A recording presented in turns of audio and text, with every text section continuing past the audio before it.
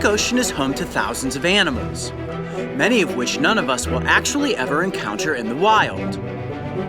So in order to see the wonderful world of ocean creatures that is out there, we as humans need to go beyond the tide and actually beneath the surface to get up close and personal. Today we will be diving off the coast of Kauai, one of the most iconic landmasses in the Hawaiian island chain. I got some news for you, Mark. What's that? I saw some frogfish yesterday. What? And you didn't tell me? Well, we had the crown of thorns already, and I didn't want to stop what we were doing, but I think we can catch one. How? We catch a fish? Well, they're very lumbering. They're what I would consider a lumbering fish species, and I think if we use that same bucket that we had in the Crown of Thorns episode, we put it in front of it and gently coax it into the bucket, we can get up on shore, place it in an aquarium, and get up close for the cameras. What do you think? Hey, if it involves a frogfish, I'm in. Let's do it. Dude, we're catching frogfish. All right. All right, let's go. In our previous dives at this location, we witnessed an incredibly biodiverse ecosystem where we encountered everything from sea cucumbers to sea turtles. Giant male, saw the male and the female right next to each other, and the male's over here in the rocks feeding right now. There he is. You see him? Yep. Our target species today will be the frogfish, a bizarre-looking alien-like creature that is known for being a master of camouflage. So finding one, let alone safely catching it in a bucket, is going to be a serious challenge. Dive safety is imperative, so once again we will be working alongside TDI experts Mike Hanna and Brian O'Hara. With our regulators in place, we deflated our BCDs and began our descent down toward the ocean floor. As you drop, the water embraces your body, and as you peer through your dive mask, the great blue world around you comes into focus. Fish school by the thousands with all their brilliant colors and varying sizes. Spiny sea urchins lace the rocks like underwater landmines, and if you are lucky, a giant green sea turtle may even flipper by to say hello. Searching for frogfish, however, is a completely different challenge, as their obscure body shapes directly mirror the surrounding rocks and coral structures, making them almost invisible to the eyes of any possible predator or general admirer. With Mike and Brian leading us deeper into the unknown, we continued our search. My dive fins gracefully propelled me forward as I carefully scanned the environment. And while the underwater world of the Pacific Ocean is beautiful, it's also disorienting. In a way, it feels as if you were on a completely different planet, with its bizarre-looking plants and rocks. Even the coral, which is actually an animal, looks like something out of a science fiction novel. With the amazing scenery and plethora of animal life surrounding me, it wasn't difficult to get lost in the dreamlike trance that the ocean instills upon you. Then suddenly, I was shaken back into reality as Mike signaled that he had spotted our target, the one and only frogfish. I gently drifted into position as Mark readied the camera. We were going to have one shot at this catch because while these fish may appear slow and sluggish, they are capable of amazing bursts of speed and can disappear in the blink of an eye. With the mouth of the bucket open, I lightly tickled the fish's tail fin, coaxing it forward. Come on, so close! And then right before our very eyes, whoosh! The bizarre-looking creature swam right inside and I closed the lid. All right, we got one! This was absolutely amazing, and just when we thought it couldn't get any better, Brian located a second frogfish. Using the same method, I gently coaxed it into the other bucket, and we were in business. Time to head to the surface for the presentation.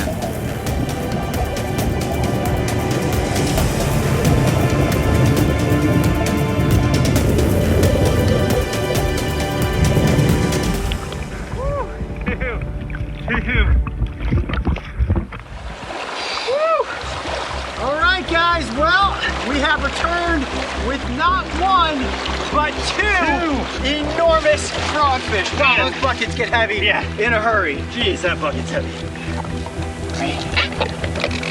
Look at that beast. Woo. He is huge. It is a giant frogfish. Frogfish number one, that's the first one we caught. And And that right there is the second one. It's a little bit smaller, but it's perfectly camouflaged like coral. Look at that. Wow. How cool is that? What a cool fish. Man. Whew. Okay. Well, let's get these buckets up into a controlled situation and get both of the fish into an aquarium. Take better luck. Dude, yes. Awesome. Wow, I hope you guys are ready for this. Here comes the frogfish. All right, I'm gonna very, very gently pick it up here. Very gentle. Wow, it's not slimy like a normal fish. It's actually very rough. Okay, I'm gonna gently set it into the aquarium. There you go, a little bubble of air there. That is so Let it cool. sink down. There you go, buddy. Wow, have you ever seen a fish this bizarre? Now, Mark, I know this is your favorite fish species, so how excited are you right now? I'm over the moon right now, man. Since I was a kid, I have been obsessed with frogfish. That is such a cool fish. I love the eye. Zoom in on its eye. It's so angry looking. Oh my gosh. Almost like a snapping turtle eye. It does kind of look like a snapping turtle eye. This is just such a cool predator. And all those fins, all the different shapes. Now, the pelvic fins are used to keep it in position on a head of coral. However, they're also used, and this is where they get the name frogfish, they actually kind of walk or slowly hop along the ocean floor. And I love watching it use its pelvic fins there to move itself around the tank, and you can see that's how it balances itself. And what it's looking for right now is any sort of stronghold to just get itself locked in position. Almost like it has hands. The webbed fins almost kind of look like suction cups, the way that they grab onto things. And notice how distinct looking this fish is. It looks just like coral. That camouflage pattern allows it to stay hidden. Now, of course, that keeps it camouflaged from potential predators, but more importantly, its camouflage is what it relies on to be such an aggressive ambush predator. Now, this animal is a voracious carnivore, which means that they will eat anything that comes across their path. They're ambush hunters, right? So they will sit there, lie in wait for an unsuspecting prey item to come across their mouth. In less than 6 milliseconds, it can gobble down anything that gets in front of it. Their mouths can actually open 12 times the size of what you see on the front of their face, and they can swallow food almost as large as they are. Now, if waiting for your food to come along doesn't work, they also have another tactic for catching a meal. They have 3 distinct spines on their dorsal ridge, and the one up front is actually used as a lure to draw in a fish or a small shrimp. Anything that comes in front of the animal is fair game. That lure itself looks like a small fish or a shrimp, and it allows other fish to think, ooh, this might be something for me to eat, when in turn, they become the ones that are eaten. Now, there are several different varieties of frogfish. This one is a painted frogfish, and the way that I know that is you can see what looks like eye spots on the fins there, right? See that on the back dorsal fin? Pretty cool looking, isn't it? Whoa, what did I see on its fin there? Where? Oh, I see it's like an octopus jet behind its fin. Yeah, you see that? That's located on the back of the pelvic fins there, and they can actually force water through those openings to give themselves a jet propulsion of speed if they need to quickly get away. Now, similar to a frog, you know, a frog jumps off an embankment into the water, goes doo-doo-doo, and darts around to try to hide. This fish can also maneuver itself very quickly and then stop and be completely camouflaged, and oftentimes that will help it stay hidden from predators. Not only does that jet propulsion push it forward, but it also kicks up sand and sediment on the basin of the ocean, kind of throwing that into a potential predator's eyes. Now, these aren't fast fish. Not particularly fast. They can be fast in an instance if they need to be, but for the most part, I would consider them to be a lumbering fish species. They want to move more slowly than anything. And again, keep in mind, to be an ambush predator, slower movements mean a greater potential at catching food. So it's safe to say this fish isn't trying to stand out. No, this fish is trying to blend in at all costs. His entire life relies on being camouflaged. I've always wondered, Coyote, like, tell me what the frogfish feels like, because I've only seen them in aquariums, and they kind of look like they would be velvety. Velvety is a great way to put it, but a little rougher, like a very, very fine sandpaper, almost the way that shark skin feels. They are not slimy at all like a normal fish. So if I gently pick it up, and I'm just gonna do it for a very brief second, kind of show you its face here. I wanna be as gentle as we can. See that? See that big mouth up front? Look at that mug. You see that position there where they just push the fins out to the side? Profile for me. Stay locked in place. There you go. Oh, There you go. Jet propulsion water coming out. And back under. There we go, buddy. There you go. We want to keep it in the water as much as we possibly can. This fish needs to stay hydrated, and obviously it's breathing through its gills. One thing you may notice is that this fish does not have any scales. That's what makes it very distinct amongst many other fish species. Now here's something that's really, really cool. This fish is capable of changing colors. It takes a couple of weeks, but if it moves from one environment to another under the water, let's say for a while it's on a coral reef, and then it goes down into a sandy area with some small rocks, in a matter of time, about 2 weeks, they can actually change the color pigmentation of their skin to perfectly camouflage into their new environment. really? Yep. So that's, I mean, these come in a variety of colors. They pretty much cover the entire spectrum of colors, and it's all based on the environment that they live in. Very cool. Talk about a perfectly adapted creature. All right, so what I want to do now, because this frogfish is amazing, believe it or not, we caught a more bizarre looking and even bigger frogfish. Are you guys ready to see that? I think we're ready. All right, let's get this one back into the bucket and bring in the giant. Wait, before we put this one away, can we name it? Can we give it a name? Sure. How about Freddy? Freddy the frogfish. All right, I like it. All right. All right, you Freddie.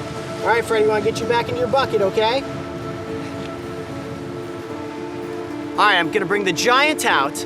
Wait until you guys see how bizarre and distinct looking this frogfish is. Now, this is the Commerson's frogfish, also known as the giant frogfish.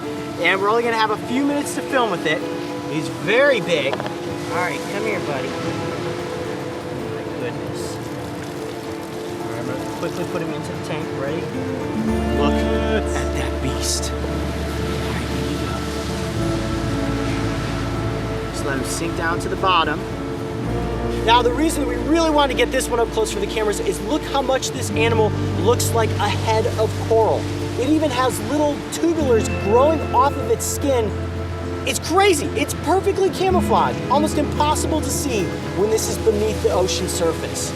Frogfish are incredibly difficult to identify. Now, the smaller one we had out, we do know was a painted frogfish. This one, based on its size, I'm guessing is a Commerson's, also known as the giant frogfish, but it does seem to have some distinct markings that make it look like a painted frogfish. But you can tell from all the camouflage that's on its body, it looks nothing like the other one. I'd say that frogfish are one of the most difficult species to properly identify. Now, their little lure is usually retracted unless they're hunting, but I can actually see where it is. Right down there. You just kind of see it floating. It's tucked back.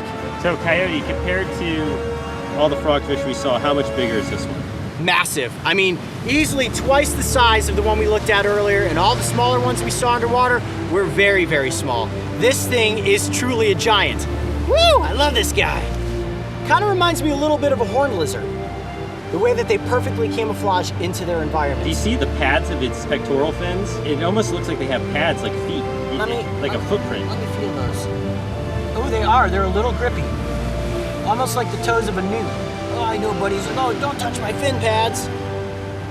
Well, guys, I think it's definitely safe to say that the frogfish is one of the most bizarre creatures we have ever featured on Beyond the Tide. But before we go, Mark, dude, it's your favorite fish. You have to pet the frogfish. Oh, yeah. Go ahead, put your hand in there. Oh man, I've waited a long time for It's this. just like sandpaper. Whoa. So cool, right? It's almost like an elephant or like a shark. Don't let it bite you. That is awesome. So cool. Wow, man. I can't believe this. I'm in awe right now. Pretty special day, huh? Oh yeah. Well, it is definitely time to get this fish back off into the ocean. I'm Coyote Peterson. Be brave. Stay wild. We'll see you on the next adventure. With the sun sinking low on the horizon, we drop below the surface and carefully release the frogfish back into their territory. For me, scuba diving has quickly become a newfound passion and an incredible way to explore a world I had only ever read about in books or watched in documentaries. The time I spent diving off the coast of Kauai was just the start, and I can say with certainty that we are just getting started when it comes to going beyond the tide. If you thought the frogfish was fascinating, make sure to go back and watch the episode where we got the crown of thorns up close for the cameras. Yikes! Watch out for those spikes. And don't forget, subscribe so you can join me and the crew on our next big adventure.